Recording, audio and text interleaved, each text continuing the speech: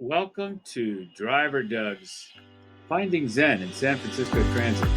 Driver Doug works as a transit operator. He loves moving around town, away from an office. He stayed that way for a while, but over time something changed. Although Doug loved being on the road, he began to realize some passengers didn't know where to stand or how to ride on the bus. People would stare at their phones or read in the bus shelter. Sometimes a person would stand too close to the curb and was blocked by the mirrors.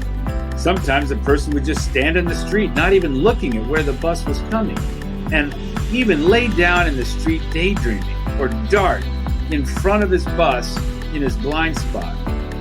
Doug found that the heart of San Francisco is expressed in service and that he could take that to the bank and stay out of the superintendent's office with a boiling blood pressure cup and never get stuck like being up against a brick wall.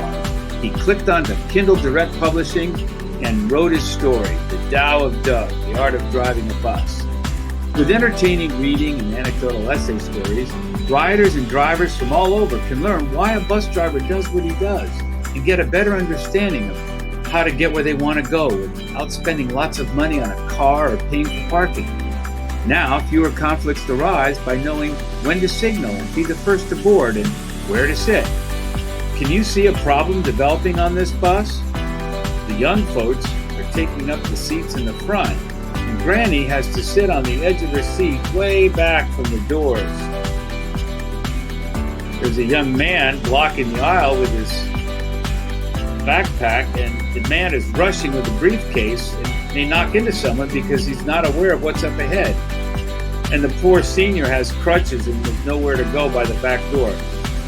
This scene doesn't have to unfold what Doug has learned for his 20 years of service as bus driver. Be like Driver Doug and find your Zen, and Google the art of driving a bus.